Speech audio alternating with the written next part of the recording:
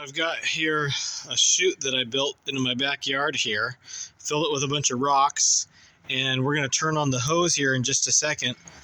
We're going to start with the water at just a trickle, and then we're going to gradually turn up the water faster and faster to see how fast we need to get the water until the rocks will finally move. All right.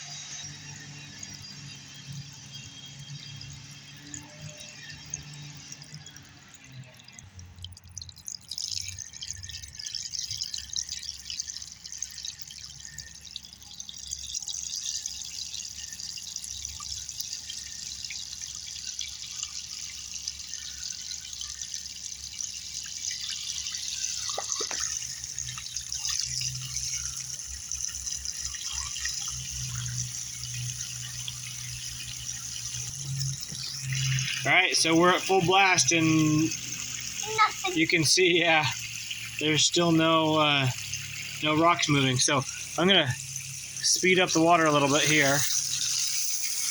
There we go. Now you can see that by speeding up the water a little bit, I can get some of those rocks to move, but it's still pretty tough to move those rocks.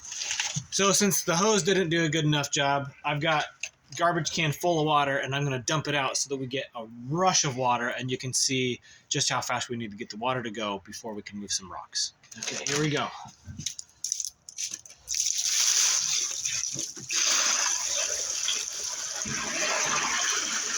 There we go. Really had to get it moving, and even then it didn't move all the rocks. All right, same thing that we did with the rocks, we're going to do with the sand. So, start with a little tiny trickle.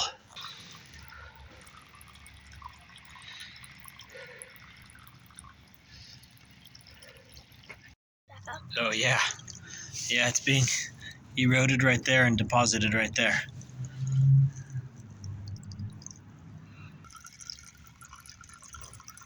All right, so you can see in some places, right there, sand is moving. Right there as well. But just a little ways, right there, the sand is not moving. Because right there happens to be a slightly slower spot of water. And in fact, you can see right where it's piling up, because right here the water's going fast right here, and it slows down right there, and so it's beginning to pile up. You can see over here, erosion, right there. That's deposition. The sand is being deposited. There's a spot where sand is being deposited right there, and where it's being deposited is gradually moving outward. I don't know if you can see it at that angle.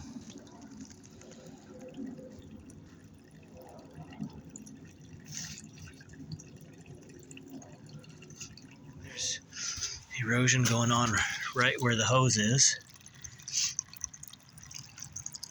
Deposition right there. Transport as the sediment continues to go downstream. Got deposition right here.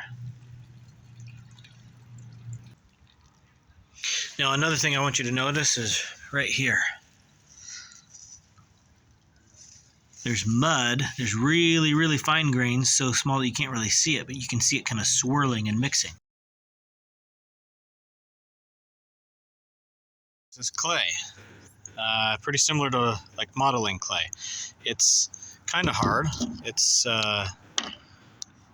breaks apart pretty easily. So it hasn't been, baked in a kiln or anything.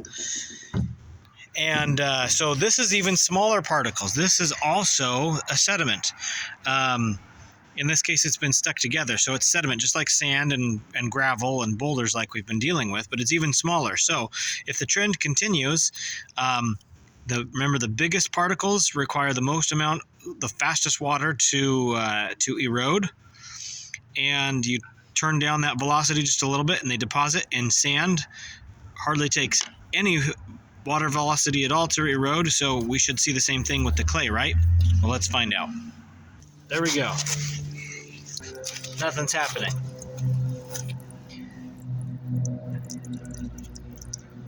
Why don't you go turn it up a little bit more?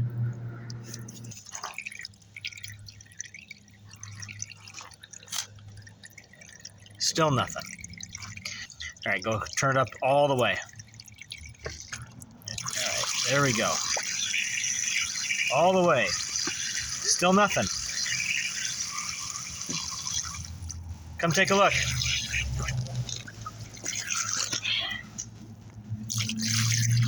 All right, watch out.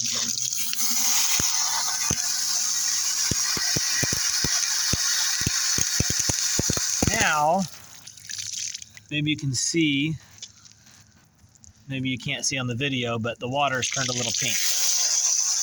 And if I hold it here long enough,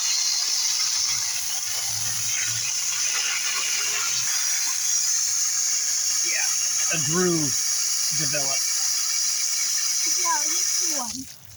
Yep, there's a little bit of a groove developing there. Surprisingly, it actually takes a very high water velocity to erode clay. Now, what I'm showing you here is an experiment done by some students at Western Washington University, and they dumped a whole range of sediment sizes into this tube. It wasn't just clay, but what I want you to pay attention to is, first of all, the fact that the heavier sediments settle immediately. Notice how over time, so they time-lapsed this, they sped this up, you can see just how long it's taking. Took over 80 minutes for the clay particles to finally settle to the bottom in perfectly still water. You getting all wet?